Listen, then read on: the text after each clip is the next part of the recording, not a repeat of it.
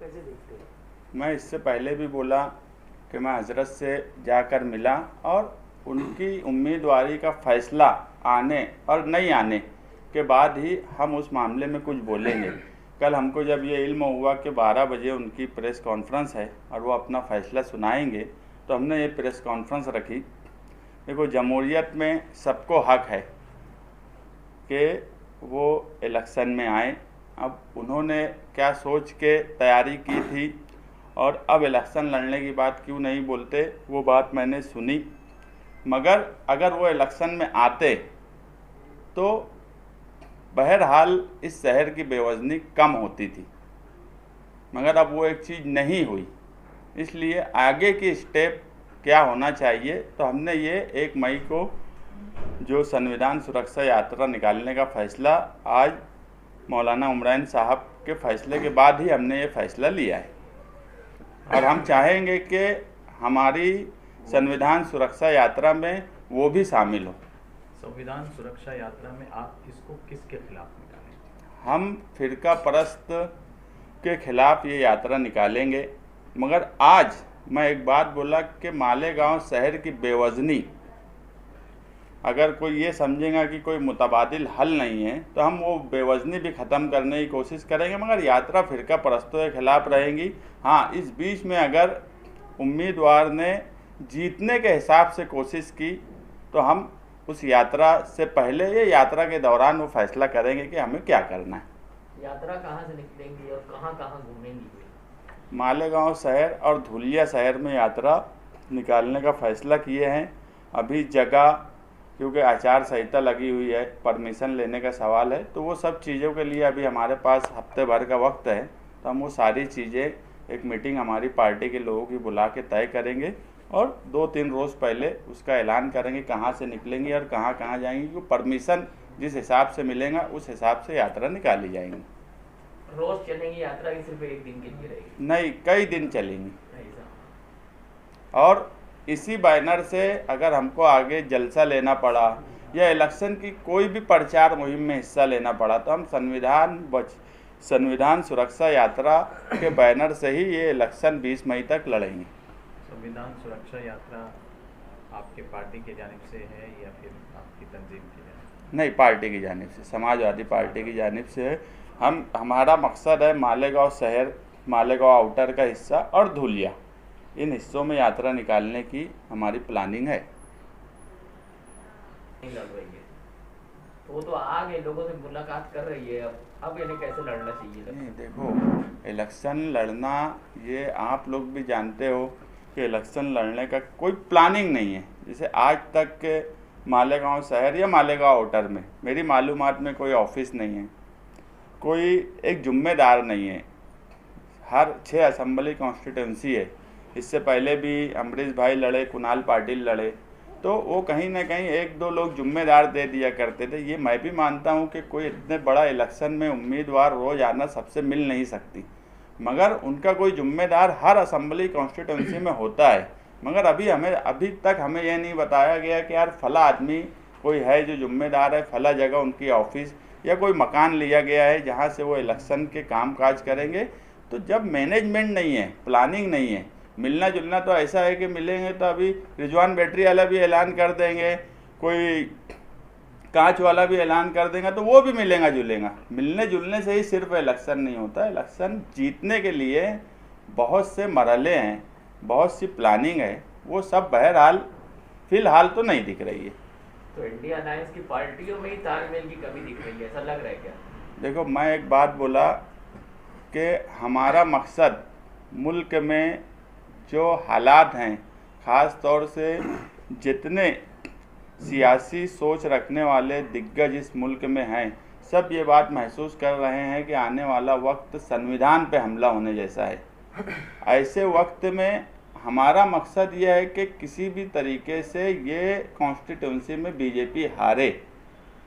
तालमेल की बात ऐसी है कि हम बाराती हैं, दुल्हा जो है, जो इलेक्शन लड़ रही है पार्टी, वो दुल्हा है। उनका काम है बारातियों को बुलाना, बारातियों से तालमेल करना। बाराती कैसे क्या कोई तालमेल बैठा पाएंगे? दावत देना, लोगों को जमा करना, खाना रखना, ये सब काम उनका है। बारातियों को बुला के दूल्हे के घर का है। दूल्हे के घर के ही लोग इस शहर में कुछ भी करते नहीं दिख रहे, उसमें हम क्या कर सकते हैं? उसके बाद भी हमें फिक्र है तो हम 3 असेंबली कॉन्स्टिट्यूंसी में मालेगांव शहर, मालेगांव आउटर और धुलिया कोशिश कर रहे हैं कि संविधान सुरक्षा यात्रा निकाल के लोगों में बेदारी पैदा हो, और ख़ास तौर से खुसूसी तौर पे मालेगांव शहर की जो बेवजनी है, जो बार बार के इनके पास कोई मुतबादिल नहीं है, ये मालेगांव शहर के वोटर की हैसियत से तमाम ही वोटर के लिए ये बात अच्छी नहीं है। आने वाले मुस्तकबिल के लिए भी हम वो बेवजनी भी ख़त्म करना हमारा मकसद है। भाई मौलाना उमरैन थे अभी तक ऑप्शन में, लोग मालेगांव शहर के वोट कर सकते थे, वो अब पीछे हट गए। अब बचा इंडिया अलायंस का एक उम्मीदवार और एक वंचित बहुजन अघाड़ी का। तो आपको क्या लगता है मालेगांव शहर के अवाम ने अब किसको वोट करना चाहिए? बीजेपी को तो करना मुश्किल है सेंट्रल। बीजेपी के तो खिलाफ ही हम वो यात्रा निकालने की बात कर रहे हैं। अब वोट किसको करना चाहिए, कौन जीतेगा, हम मालेगांव जो यात्रा निकाल रहे हैं उससे पहले या उसके दौरान में उसका फैसला करेंगे क्या माहौल बनता है। आज मौलाना उमरैन साहब उम्मीदवारी वापस लिए, कल हो सकता है कोई और नाम आ जाए। आज 26 मई से नोटिफिकेशन शुरू हो रहा, 26 अप्रैल से 3 मई तक, अभी वक्त है, देखेंगे क्या है। हमारा सिर्फ मकसद ये है, आज हम इंडिया अलायंस में हैं, हम खुद चाहते हैं कि इंडिया अलायंस का उम्मीदवार मजबूती से इलेक्शन लड़े, यही हमारा मकसद है। मगर मैं जो बोला कि आप लोग भी यहाँ सब मीडिया वाले बैठे हैं, मुझे नहीं लगता कि आप लोगों को भी पता होगा कि यहाँ पे कोई इंडिया अलायंस की नाम से कोई ऑफिस है, कोई 2-4 जिम्मेदार लोग हैं जिनसे कोई राब्ता किया जा सके। मैं बोला इलेक्शन कई मरहले में लड़ा जाता है, उसके लिए कई प्लानिंग लगती है। हम बहरहाल 2.25 लाख वोट से हारे हैं, आज जीत सकते हैं, तो वो सब चीज़ों को तय करना चाहिए। उसके लिए सब लोग अगर प्लानिंग करेंगे तो उसकी प्लानिंग करने के लिए कोई ऐसी बात नहीं की जा रही है जिससे हमें ये लगे कि हाँ कुछ जीतने की तरफ बात की जा रही है। सिर्फ इलेक्शन लड़ना, मालेगांव शहर की पूरी वोट ले लेना और इलेक्शन हार जाना, फिर वही बात आएंगी कि मालेगांव शहर के लोग पूरी भी वोट दे देते तो क्या फ़र्क पड़ता। वो बेवजनी कम होना चाहिए। यह मालेगांव पार्लियामेंट हल्के की वोटिंग है। हम इंडिया अलायंस में हैं, मगर हम एक बात शिद्दत से महसूस कर रहे हैं कि बीजेपी इस हल्के में इलेक्शन लड़ते हुए दिख रही है, मगर इंडिया अलायंस के उम्मीदवार जो है बड़ी ही सुस्त रफ्तारी से इलेक्शन लड़ रहे हैं। 2014 और 2019 का इलेक्शन मालेगांव शहर ने उस वक्त कांग्रेस पार्टी के उम्मीदवार को भरपूर वोट दी, मगर उसके बाद भी 14 में 2.25 लाख वोट से और 2019 में लगभग 2,27,000 वोट से कांग्रेस पार्टी को शिकस्त हुई। मगर इस अलायंस में भी ये सीट कांग्रेस पार्टी को दी गई। हमारी चाहत ये है कि जो अभी शाह हिंद ने कहा कि मुल्क में जो हालात बन गए हैं और ख़ास तौर से माइनॉरिटीज़ के, ऐसे वक्त में फ़िरका परस्तों को शिकस्त देने के लिए जिस तरीके की जोर आजमाई होना चाहिए उस तरीके की जोर आजमाई दिख नहीं रही है। हम ये नहीं कहते कि धुलिया मालेगांव में सेकुलर पार्टियों का उम्मीदवार चुन के नहीं आ सकता। मैं इससे पहले भी बोला कि इससे अच्छा मौका नहीं है, मगर चुन के आने के लिए, जीतने के लिए लड़ना भी ज़रूरी है। आज सब कुछ इस हल्के में बना हुआ है, कई प्लस पॉइंट है आज सेकुलर पार्टी के पास, मगर उसके बाद भी वो जिस तरह ध्यान देना चाहिए उस तरह ध्यान नहीं दिया जा रहा है। और मालेगांव शहर को बेवज़न किया जा रहा है कि हमने 2014 में भी भरपूर वोट दिया, हमने 2019 में भी भरपूर वोट दिया। तो ये खाम ख्याली कि ये क्या करेंगे, इनके पास तो कोई मुतबादिल नहीं है, ये सोच कहीं ना कहीं मालेगांव को बेवज़न करती है और हम कभी नहीं चाहते कि मालेगांव शहर बेवज़न हो।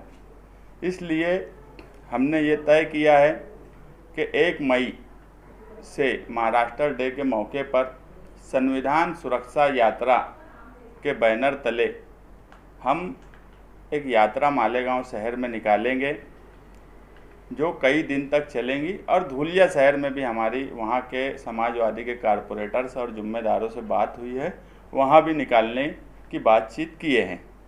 हमारा मकसद ये है कि लोगों में बेदारी पैदा हो, कि वोट देने की बेदारी पैदा हो, फिरका परस्तों को हराने की बेदारी पैदा हो, ताकि ये इलेक्शन, हम पूरे हिंदुस्तान की बात तो नहीं कर रहे, मगर हमारे कॉन्स्टिट्यूंसी में हम हमारे उम्मीदवार जो हैं उनको जिताने की कोशिश करें। मगर उसके बाद भी अगर इंडिया अलायंस के उम्मीदवार मालेगांव शहर को बेवजन करने की कोशिश करेंगे तो हमें कोई ना कोई दूसरा रास्ता अपनाना पड़ेगा।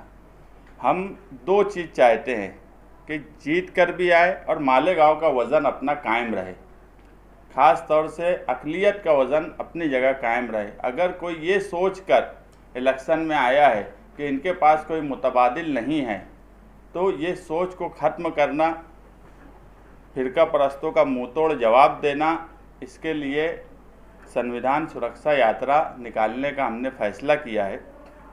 क्योंकि हम महसूस कर रहे हैं कि जिस तरीके का इलेक्शन लड़ा जाता, जिस तरीके से इलेक्शन को होना चाहिए, वो अगर तरीका नहीं है तो हम सिर्फ वोट देकर और ये कहीं से वोट नहीं लाएं और हर वक्त हर 5 साल के बाद हमारी बेवजनी हो कि ये कितना भी वोट दे दे, कोई उसका फ़ायदा नहीं, कोई उसका हल नहीं।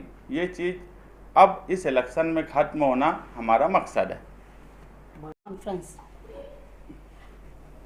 लेने का मकसद कि हिंदुस्तान में सबसे बड़ा इलेक्शन जो पार्लियामेंट का इलेक्शन होता है, दस्तूर के मुताबिक दस्तूर को बचाने के लिए आवाम के ज़रिए होने वाला इलेक्शन, जिससे आवाम के ज़रिए हुकूमत बनती है और हुक्मरां जो है वो अपने काम करता है। लेकिन हम मुसलसल देख रहे हैं, फर्स्ट फेज़ हो चुका है, इसमें हम देख रहे हैं मुसलसल कि कहीं ना कहीं अक़लियत को या मुसलमानों को टारगेट करने का काम बीजेपी के बैनर से हो रहा है। एक आप लोग महसूस कर रहे होंगे कि हर जगह वो सिर्फ यही मुद्दा उठाते हैं कि हिंदुस्तान से मुसलमानों को भगाना है, और हिंदुस्तान में मुसलमानों ने कुछ नहीं किया आज तक, और नुकसानदेह कौम है हिंदुस्तान में मुसलमान। जगह जगह वो ये साबित कर रहे हैं। इसका मतलब ये है कि वोट लेने के लिए बीजेपी के पास मुसलमानों के ख़िलाफ़ बोलने के अलावा कोई मुद्दा नहीं है। उन्होंने कोई ऐसा काम कि 10 सालों में नहीं किया जो आवामी फलाह व बहबूद का हो, जिसको बताकर वो वोट ले सके।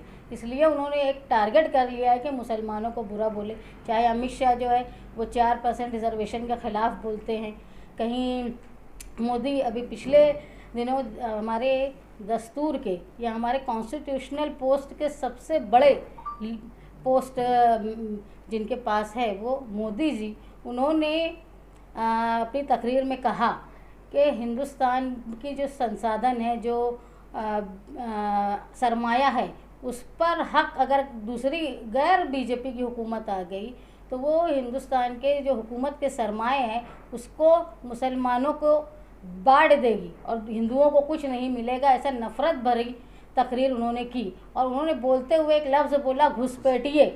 जो लफ्ज़ मुसलमानों के लिए इस्तेमाल किया गया है, घुसपैठिए, ये लफ्ज़ एक बड़ा ही ख़तरनाक है जो हमारे लिए फ़िक्र का है। घुसपैठिए का मतलब उनका पूरी कौम को, पूरे मुसलमानों को घुसपैठिया बोलने का मतलब ये है कि वो कहीं ना कहीं NRC की लानत हिंदुस्तान में लाने वाले हैं, जिसका इशारा उन्होंने किया। वो घुसपैठिए साबित करना चाहते हैं तमाम मुसलमानों को। और ये हमारे लिए बहुत ज़रूरी हो गया है कि हमने हमारी अहमियत बताना, और जो सेकुलर आवाम हैं, चाहे वो मुसलमान हो, चाहे किसी भी जमात के, किसी भी ज़ात के सेकुलर लोग हैं, उनको मुत्तहिद होकर बीजेपी के ख़िलाफ़ वोट करना चाहिए। और मुसलसल ये बता देना चाहिए कि हिंदुस्तान जो है वो एक जमहूरी मुल्क है, और जमहूरी मुल्क जो है वो हुकूमत जो है जमहूरी तरीके से चलेगी, जहाँ हर समाज को, हर ज़ात को, हर नस्ल को एक नज़र से देखा जाएगा। लेकिन प्रधानमंत्री का जो बयान है वो ख़ास तौर पे मुसलमानों के लिए एक सवालिया निशान और फ़िक्र का मौका हो गया है, जहां हमको सोचना चाहिए। उन्होंने एक इशारा दिया है कि कहीं ना कहीं वो NRC को लागू करेंगे आगे जाकर। घुसपैठिए लफ्ज़ का इस्तेमाल शायद उन्होंने इसीलिए किया कि जो अक्सरियत में लोग हैं वो खुश हों इस बात से कि ये लोग धीरे धीरे जो है वो हिंदुस्तान से अक़लियत को निकालना चाहते हैं, जिसकी हम लोग समाजवादी पार्टी की तरफ से प्रधानमंत्री की इस बयान की मजम्मत करते हैं। और हमको अफसोस इस बात का है कि इलेक्शन कमीशन जो हमेशा से आज़ाद माना जाता था, उन्होंने अभी तक कोई एक्शन नहीं लिया। अगर इलेक्शन कमीशन का खुद मुख्तारी आज हिंदुस्तान में होती तो कोई भी सियासी लीडर इस तरह का नफ़रत फैलाने वाला बयान नहीं देता। आज हम लोगों को ये महसूस हो रहा है कि हिंदुस्तान की जमहूरियत जो नाफिज तो नहीं हुई है कि जमहूरियत ख़त्म हो गई है, लेकिन धीरे धीरे जो है जहाँ खुद मुख्तारी जिन अदारों में थी उसको धीरे धीरे ख़त्म कर दिया गया है और वहाँ पर मनमानी हुकूमत की चल रही है, शरपसंदों की चल रही है, जिसके ख़िलाफ़ मुत्तहिद होकर सेकुलर लोगों को एहतजाज करना चाहिए। और उनको जो मुकाम में जो जंग आज़ादी के वक्त में जो जनसंघी RSS के लोग शामिल नहीं थे, वो आज ऐसा मौका आ गया है कि वो हिंदुस्तान के सबसे ज़्यादा वफ़ादार और हुब्बुल वतन वही कहला रहे हैं, जबकि उनकी तारीख़ रही है हिंदुस्तान में कि अंग्रेज़ों के वक्त से उन्होंने हिंदुस्तान के आवाम को छोड़कर हुकूमत की चाटुकारिता की। इसलिए लोगों को मुत्तहिद होकर, ख़ास तौर पे जो लोग कॉन्स्टिट्यूशन समझते हैं, उन लोगों ने बहुत फ़िक्र महसूस हो रही है कि हिंदुस्तान अगर इस तरह राह पे जाएगा शरपसंदी की तो आगे बहुत बड़ा नुकसान होगा। लेकिन जो बयान उन्होंने घुसपैठिए का दिया वो हमारे लिए एक सोच का मुकाम हो गया है कि ये लोग मुसलमानों को हिंदुस्तान से निकालने के लिए कोई ना कोई हरकत करेंगे ताकि वो मुसलसल हिंदुस्तान पे राज कर पाए।